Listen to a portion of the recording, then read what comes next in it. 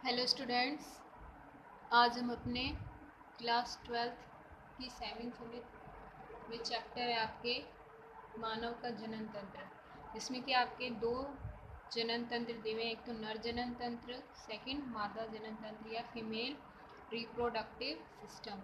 तो आज हम मादा जनन तंत्र के बारे में पढ़ेंगे। जो मादा जनन तंत्र है उसके बारे में पढ़ेंगे। भाई, मादा जनन तंत्र में कौन कौन से अंग पाए जाते हैं, कौन से प्राथमिक अंग होते हैं, कौन से सहायक जनन होते हैं, कौन सी ग्रंथियां पाई जाती है, उन सब के बारे में आपको पढ़ना है। तो उनके बारे में पढ़ने से पहले सबसे पहले आप मादा जनन तंत्र के डायग्राम को समझ लेते हैं। जो मादा जनन तंत्र का डायग्राम है कुछ इस प्रकार का होता है। इसमें कि आपको ये संरचना दिख रही होगी, कुछ इस प्रकार की होती है। तो मादा जनन तंत्र है,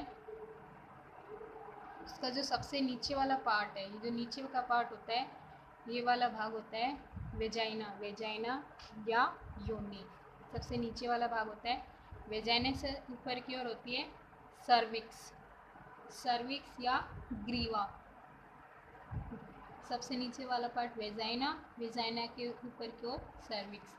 जो ये वाला पूरा भाग होता है, ये जो भाग है, ये होता है यूट्रस या गर्भाशय। गर्भाशय वह भाग होता है जहाँ पर भ्रूण का विकास होता है, मतलब कि जो भ्रूण की ग्रोथ होती है वो गर्भाशय में ही होती है।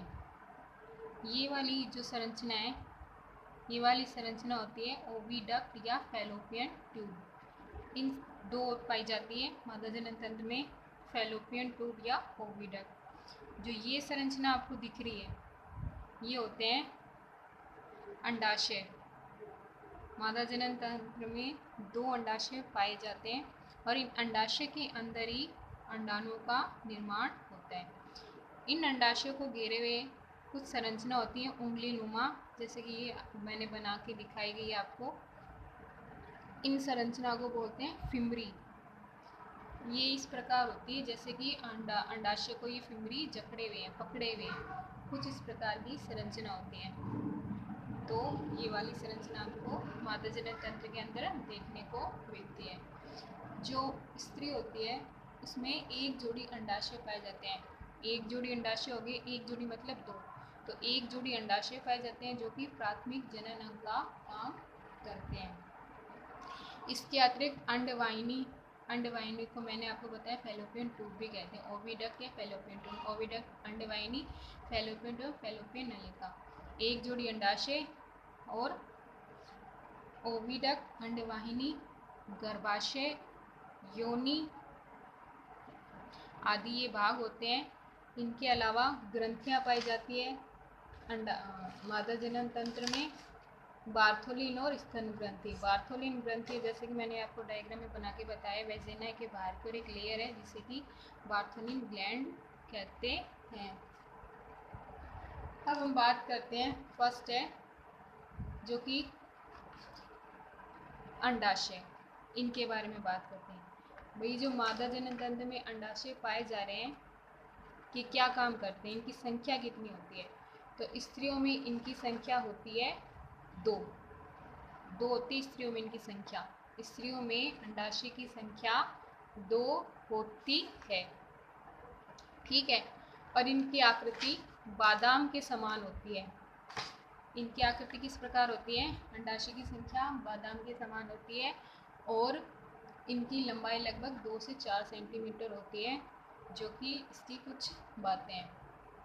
और ये है कि जो ये उदर गुहा में अंडाशय होते हैं, जो श्रोणी भाग होता है उसमें उदर गुहा में वृक्क की पृष्ठ भित्ति से जुड़े रहते हैं। ये अंडाशय श्रोणी मेखला की जो उदर गुहा है उसकी भित्ति से जुड़े रहते हैं और जिन तंतुओं के द्वारा जुड़े रहते हैं उन्हें बोलते हैं मीजोवेरियन तंतु। मीजोवेरियन तंतु, ठीक है। ये तो होगी अंडाशय की बात। सेकंड बात करते हैं, जैसे कि मैंने आपको बताया कि स्त्रियों में प्राथमिक जनन अंग कौन सा है, अंडाशय। फर्स्ट सेक्स ऑर्गन अंडाशय। इसका क्या काम होता है, इसके दो काम होते हैं। एक तो काम होता है इसका अंडाणु का निर्माण करना होता है, मतलब जो अंडाणु बनते हैं वो इन अंडाशय में ही बनते हैं, ठीक है। और दूसरा काम होता है सेक्स ऑर्गन सिक्रेट करना, मतलब कि जो लैंगिक हार्मोन है ना उनको स्रावित करने हैं। आपको पता है स्त्रियों में लैंगिक हार्मोन कौन से होते हैं, एस्ट्रोजन और प्रोजेस्टेरोन। एक बात और कि जो स्त्रियों में अंडाणु का निर्माण होता है वो जब कोई, जैसे कि कोई लड़की होती है वो गर्भावस्था में माता के पेट में होती है तो उसी टाइम उसके शरीर में अंडाणु विकसित होने लग जाते हैं। लेकिन वो अंडाणु कैसे होते हैं, इमेच्योर होते हैं, अल्प विकसित होते हैं।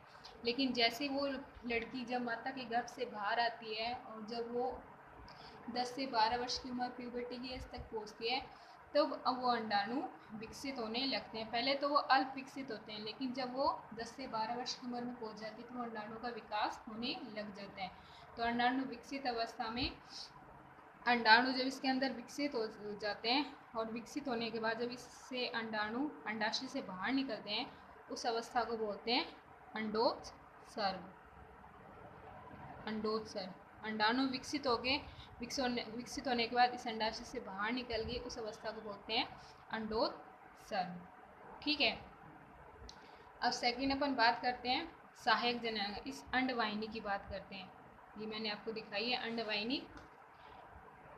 इस अंडवाहिनी में क्या होता है, जिससे कि फैलोपियन नलिका भी कहते हैं, फैलोपियन ट्यूब भी कहते हैं। गर्भाशय या योनि स्त्री जनन अंग की सहायक होते हैं। गर्भाशय योनि स्त्री जनन में सहायक अंग होते हैं। स्त्री में दो अंडवाहिनी पाई जाती है, एक तो ये और एक ये, दो अंडवाहिनी पाई जाती है।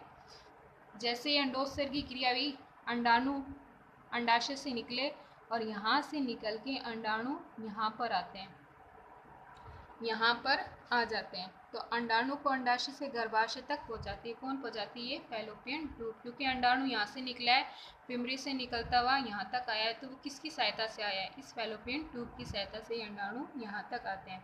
अंडवाहिनी की लंबाई कितनी होती है, 10 से 12 सेंटीमीटर होती है, ठीक है।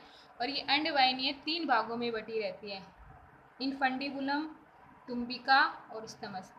इनफंडिबुलम कौन सा भाग होता है, जो ये अंडाशय इसके जो पास वाली फिमरी वाला भाग होता है, फिमरी जो भाग है इस अंडाणु को पकड़े हुए सी संरचना रहती है उसको फिमरी कहते हैं। तो फिमरी के जो पास का भाग होता है ये वाला भाग इसे बोलते हैं इनफंडिबुलम, जो कि कीप के आकार का होता है। तो ये वाला भाग हो गया